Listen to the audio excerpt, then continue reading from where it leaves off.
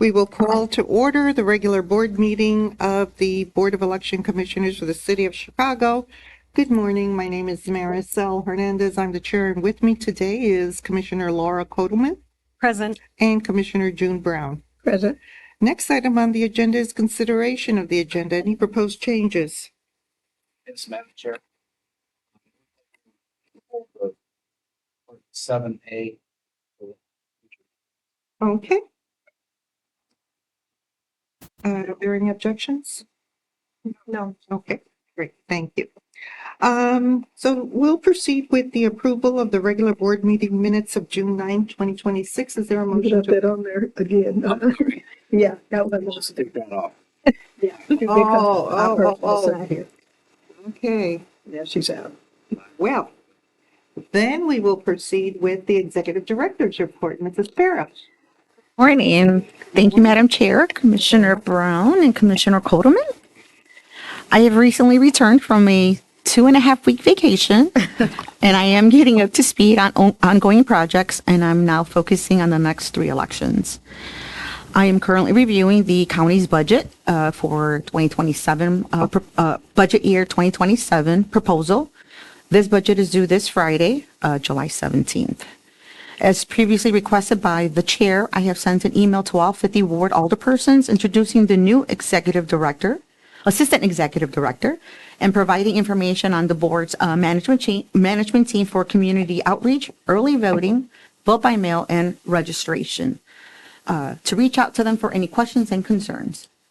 I do want to thank Adam Lasker and the board staff for meeting and preparing Adam for the ethics committee hearing that was held on Tuesday, July 7th. Mr. Lasker did a great job. Staff and Mr. Lasker also met with Office Budget Management and 2FM on June 25th to discuss additional space for the 2027 election projects. They informed us that they could not secure a city-owned building. However, Mr. Lasker made them aware of the proposed location of 11 East Adams Street. We will now have a follow-up. We then had a follow-up meeting on July 6th, and the lease is not under review and negotiation. The 2026 general mock election is scheduled for Wednesday, July 29th at the board's warehouse. There will be a pre-meeting tomorrow, July 17th, to review procedures, scripts, and the testing of the voting equipment. The registration division anticipates completing the record exams by this Friday, July 17th. Tentatively, the summer canvas mailing will start next week. The vendor will receive the voter data once the record exams have been completed. The IT division will run an NCOA, National Change of Address, file against the voter file, and any flagged records will be challenged. Any voter who has indicated they have permanently moved outside the city of Chicago will receive the second notice in the mail. The second mailing will go out in mid-August. Next week, I will be traveling to Atlanta, Georgia from July 22nd through the 24th for the annual Pledge Conference. And lastly, the RFP for temporary help is due this Friday, July 17th at 11 a.m. And that concludes my report. Questions? No? Okay, well, thank you very much, Mrs. Farah. Now we'll hear from our Assistant Executive Director, Ms. Caruso. Good morning, Commissioners. Good to see you. Good to be seen. Update on hiring. We have hired a registration manager and an internal candidate, I'm pleased to announce. We have hired an assistant manager for community services. Start date is July 16th. The admin assistant to the assistant executive director also starts July 16th. We anticipate onboarding at least 3 more staff on August 1st. And then we will be conducting an orientation for Commissioner Kotelman tomorrow. So with that, anybody have any questions? No? Okay, thank you. Thanks. I know all of those hirings are, very time consuming with, all with interviews. So thank you very much. And now we'll hear from our Public Information Director, Julie Matea. Good morning. Today, we'd like to welcome journalists who have been covering the school board races, Kate Armanini from the Chicago Tribune, Isaiah Penzino from Chalkbeat, who also freelances for Board Rule and got picked up on Yahoo News with this story, Emmanuel Camarillo from the Sun-Times, and photographer from the Sun-Times, Pat Nabong. They're out in the hall doing interviews, but their interest has been keen. It has been dedicated. They have documented with coverage, the school board races, and we appreciate and welcome them. I think we were just talking about you. We just acknowledged you in your absence. And welcome, and thank you for your coverage. Coming up on Tuesday, August 11, 2026 is National Poll Worker Recruitment Day, and we would like to raise awareness among the community that we will be hiring election workers, poll workers, and especially election judges, high schoolers, college students, bilingual, and we are posting those opportunities on the website, and we'd like everybody to be encouraged to apply. Okay. And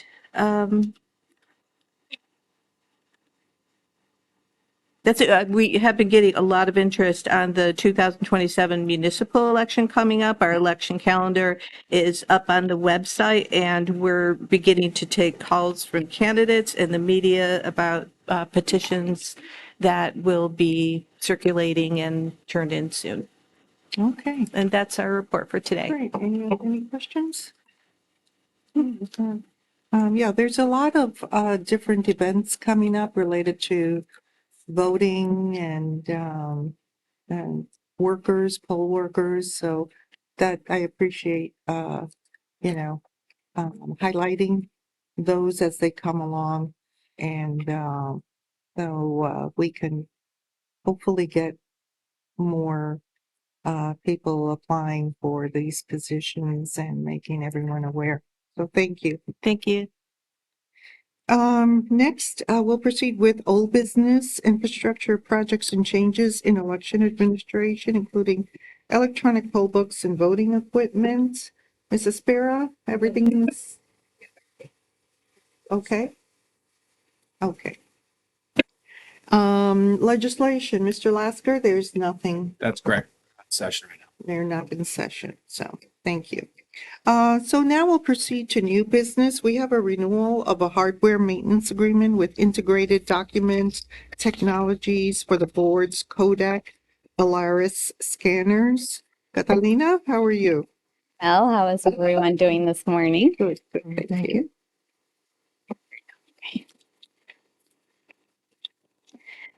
Purchasing is requesting your consideration and approval for the renewal of hardware maintenance with Integrated Document Technologies for the Kodak Alaris scanners. Integrated Document Technologies provides on-site maintenance support for our 4 Kodak Alaris scanners, which are located in the registration and vote by mail departments. The Kodak Alaris scanners are used to scan all election materials such as ballot applications, registration applications, which include new registrations, change of address, and duplicates. Also scanned are the return of canvas cards with voter ID that is mailed out to all registered voters.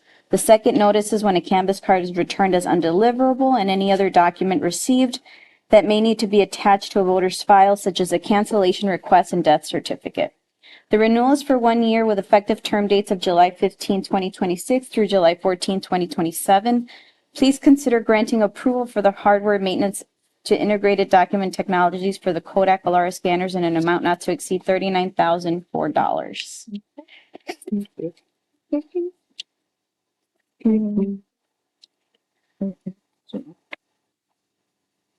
For, how old are these scanners again? I can't find it in my notes. So we have a total of 6 scanners. 2 of the scanners are newer. We purchased those in 2022. The other scanners were purchased in 2020, so those are about 6 years old. But these scanners with heavy usage have a lifespan of 7 to 10 years. So they still have some time. And because we have these preventative maintenance agreements on an annual basis, they actually extend the lifespan of our machines. Okay, and Let's see, the older ones were about, was that a total cost of about 187 or 1,000, or is that each? Yes, for the four, for the, yeah. So the four that were purchased were 187,000 and the two newer ones were purchased, the expenditure was roughly 102,000. And I did do some research. If we were to upgrade the equipment, it would be between 40 to 65,000 per unit. Okay, But that doesn't include other costs like software, installation, let's see, training, and licenses. okay, and the maintenance would be for all six? No, so for some reason, this was before my time. And I think it's just because it's actually because we purchased the two newer ones, but they're both on different preventative maintenance cycles. I tried to get them on one, just because it's confusing it's additional work, but it's just very complicated to try, unfortunately, to work with the company to get them all on the same preventative maintenance cycle because of the original purchase date. But it would be a total of 39 for all of the scanners, so I mean, per year. It would be a total of 39 for the four. Yeah. For the four. Yes. Okay. If I'm not mistaken, I think the other two were, the preventative maintenance for those was about 18,000.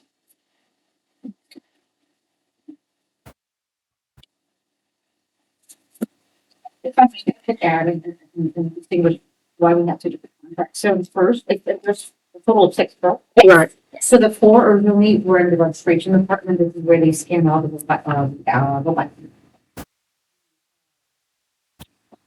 election day application for ballots. I can't remember right now.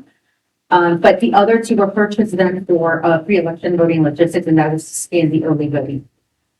So that is so the 4 were originally in the registration department. The current one were purchased for the pre-election voting logistics department. It's scanning and vote by any vote by mail documents. And this takes us through the municipal elections for sure. Yes. Okay. Yeah, so I spoke to both registration and people, and they have had no issues or complaints with any of the scanners. They confirmed that all of the scanners are in good working order. Okay. And again, with the preventive maintenance, they come in and maintenance the machines before the elections. And what's nice about having that in place is if the machines break down, they're required to come within 3 hours of us calling them to repair the machines. Okay. Yeah. Okay. If there are no further questions, is there a motion to approve a maintenance and support agreement with Integrated Document Technologies, Inc. for on-site maintenance of the board's Kodak Alaris scanners at a cost not to exceed $39,004 for the term of the contract, which shall begin on July 15th, 2026 and continue through July 14th, 2027. So moved by Commissioner Brown. Seconded by Commissioner Kodelman. Properly moved and seconded. All those in favor, please state aye. Commissioner Brown votes aye. Commissioner Kodelman votes aye. Motion passes. Next item on the agenda is the ratification of legal services agreement with Clark Hill PLC for employment-related matters. Is this Adam? It's a ratification, David. Yeah, a request was made for some outside experienced labor and employment counsel for some HR matters and some analysis also of the way that we're doing payroll, timekeeping, and so forth with our employees. So the request was made. We did talk about that with you ahead of time. Now we're just seeking the ratification of that. If not, is there a motion to ratify legal services agreement with Clark Hill PLC for labor and employment matters at the rate of $385 per hour for attorney Heinzelman, $310 per hour for attorney Salisbury, and $305 per hour for attorney Colville with an effective date of June 11, 2026. Commissioner Kodelman moves. Seconded by Commissioner Brown. Properly moved and seconded. All those in favor, please state aye.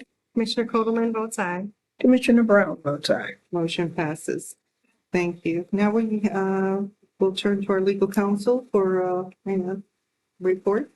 Thank you, Madam Chair. We just did dispose of 14 of our 35 electoral board cases, so 17 of them are now completed. We'll meet again on the 28th, which is, again, that's 2 weeks from today, the next day of our regular meeting. Hopefully have most, if not all, of them done by that date. And then I also just wanted to report, I was honored to represent the board at the Chicago City Council Committee on Ethics and Governmental Oversight. I do want to thank, we had several staff members that met with me ahead of time just to talk about statistics from their departments, voter turnout statistics, election judge recruitment and so forth. I think that the meeting did go well. I'll briefly just let you know that the topics, let the public know. The committee expressly asked for us to discuss what we're doing to protect, keep the peace at our polling places on election day. Specifically, they asked about federal agents. As you know, we have in the lead up to the March primary started meeting with offices including Illinois Attorney General, Cook County State's Attorney, FBI, most importantly, the Chicago Police Department.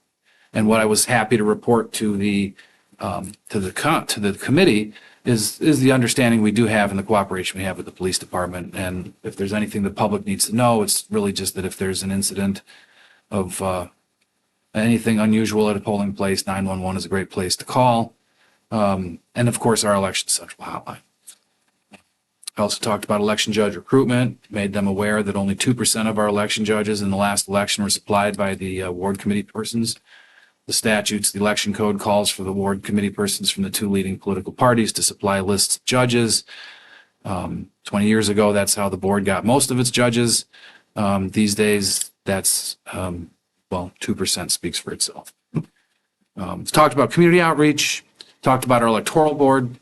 Since we had a meeting today, and since I'm a baseball guy, I'll reiterate the stat that I threw out there, which is that we've got about a .999 batting average over the past 10 years. We've had 721 electoral board cases with only one of them overturned on a minor technicality. So that's not bad. We talked about accessibility at Chicago's polling places. As you know, in 2017, we started a settlement agreement with the Department of Justice, and we have basically flip-flopped going from accessibility barriers at most of our precincts to good accessibility at almost all of our precincts. It's been a great transition. Voter turnout, we only have 45% of our voters actually show up to the polls at their precincts on election day in the past primary. So it was nice to be able to talk with them about how voting trends are changing. 20 years ago, precincts and absentee ballots is all we had. Most of the voters went to the precincts. These days, we're getting 26% voting by mail, 29% going to a universal vote center, whether in early voting or on election day. And then we talked about policy proposals. So it was a pretty good meeting. There were a lot of questions, and I'm glad we had the opportunity to do it. It's wonderful. Thank you. Any questions? Well, just a comment, I was able to view it too live while Great. you were doing it. And of course, as with me always, I'll be looking for your constant contact of those 150 organizations we're talking to. So I want that. But I thought that the response was good and that it was great to get out there what we do Yes. overall. Indeed. So, thank you. Indeed.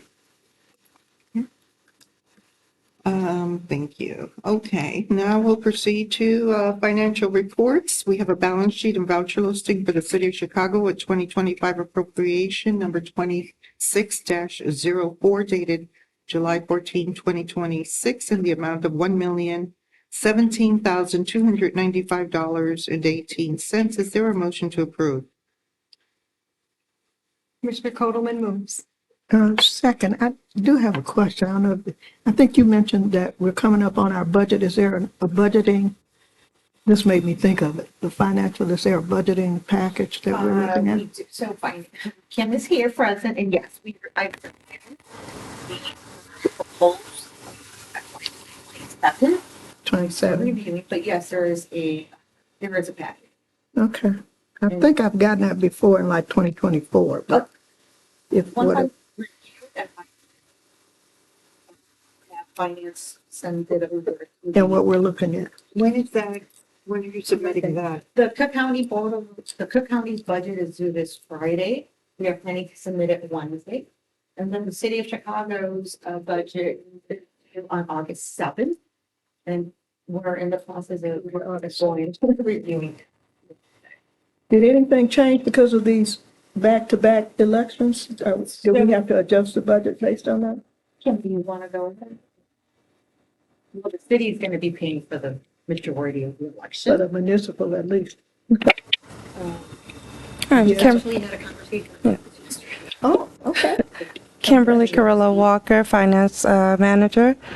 We will have the definitely back-to-back elections, so we are pending additional rental space. So those will be additional costs for us for the next election year. Next year, the city of Chicago is responsible for not only our operational expenses, yet they're also covering our election expenses. And each year, we flip-flop, of course, Cook County, City of Chicago, and vice, along the line. So with that being said, I do anticipate a lot of additional questions with many not understanding why our budget increases every other year so drastically for the City of Chicago. We do anticipate additional a rent for our current location definitely increases with approximately 6 to 7%, not just the rent, but the operational of the building expense increases each year, approximately 6 to 7% for 69 West. We also have potential additional space that we're inquiring, receiving information about for 69 West as well, in hopes that we do not have to continue renting so much external space. Okay. Okay. Thank you. Thank you. I think I moved to accept it. No, I think, didn't you move? Mr. Coleman moved and Commissioner Brown has seconded. Okay. Then seconded, all those in favor of the balance sheet and voucher listing for the city of Chicago, please state aye. Commissioner Kodelman votes aye. Commissioner Brown votes aye. Motion passes. Thank you. Now we have a balance sheet and voucher listing for the county of Cook, 2025 appropriation number 26-04 dated July 14, 2026 in the amount of $364,913.97. Is there a motion to approve? Commissioner Brown. Commissioner Kodelman seconds. Properly moved and seconded. All those in favor, please state aye. Commissioner Brown votes aye. Commissioner Kodelman votes aye. Motion passes. Did we receive any requests for public comment today? I don't think so. I don't see any hands going up. Okay, is there a need for executive session today? No, not today. Thank you, Madam. Okay, not today, thank you. So I will entertain a motion to adjourn. So moved by Commissioner Kodelman. Seconded by Commissioner Wood. Properly moved and seconded. All those in favor, please state aye. Commissioner Kodelman votes aye. Commissioner Brown votes aye. Motion passes. We're adjourned. Thank you. Thank you.